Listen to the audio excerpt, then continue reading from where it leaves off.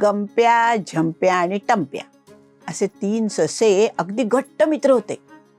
एकत्र खेळायचे, दंगामस्ती करायचे, मज्जेत राहायचे. एकदा काय झालं, झंप्या त्याच्या आईबाबांबरोबर दुसऱ्या जंगलात फिरायला गेला होता.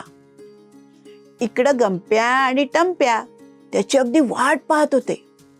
झंप्या परत येताच ते एकत्र जमले. हा सांग तिकडे काय काय केलंस, काय काय नवीन बघितलंस, काय काय खाल्लंस? अरे हो सांगतो एकदम किती विचारताय, झंप्या म्हणाला. मग त्याने तिकडे काय काय केलं ते सगळं सांगितलं आणि तो म्हणाला, मला तिकडे एक मोठा 4 पायाचा मित्र मिळालाय. त्याने आपल्याला तिकडे बोलावलंय. ओळखा पाहू कोण असेल माझा मित्र.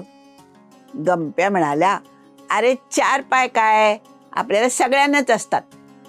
हो, पण तो खूप मोठा आहे ना, तो ओळख. हत्ती असणार, दुसरं कोण? नाही, माझ्या मित्राला सोंड नाही. मग गेंडा असेल, त्याला सोंड नसते. नाही, माझ्या मित्राला त्याच्यासारखं शिंगही नाही. मग मोठा अस्वल असेल. नाही, माझ्या मित्राला इतके खूप केसही नाहीत. सोंड नाही, शिंग नाही, केस नाहीत. मग ह्याचा मित्र आहे तरी कोण? उंट आहे का एखादा? छे रे, जंगलात कसा उंट असेल? आणि शिवाय माझ्या मित्राला पाठीवर असं उंच टेंगुळही नाहीये. सोंड नाही, शिंग नाही, केस नाही, टेंगूळ नाही. मग मोठा वानर असेल. छे, वानर कुठला, झाडावर लोंबकाळणारा. माझ्या मित्राला असं लांब शेपूट नाही. सोंड नाही, लांब केस नाहीत, शिंग नाही, टेंगूळ नाही, लांब शेपूट नाही. मग ह्याच्या अंगावर गोल गोल ठसे आहेत का? ठसे आहेत. मग बिबट्या वगैरे की काय?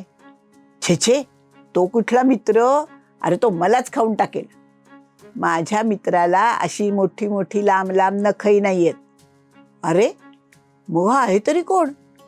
नाही ओळखता येत ना? थांबा, एक क्ल्यू देतो. तो पिवळट रंगाचा असतो आणि त्याच्या अंगावर गडद चॉकलेटी जरा मोठे मोठे ठिपके असतात. बरोबर, टंप्या ओरडला. येस, माझ्या लक्षात आलं. तो जिराफ असणार. लांब मानेचा, टंगाळ्या, उंच. बरोबर ना? बरोबर, झंप्या म्हणाला. मग त्यानं जिराफाशी आपली कशी दोस्ती झाली हे सांगितलं आणि म्हणाला, त्याने आपल्याला त्याच्या मानेवरून घसरगुंडी खेळण्यासाठी बोलवलंय. जाऊया ना आपण? हो, नक्की जाऊया, गंप्या आणि टंप्या म्हणाले.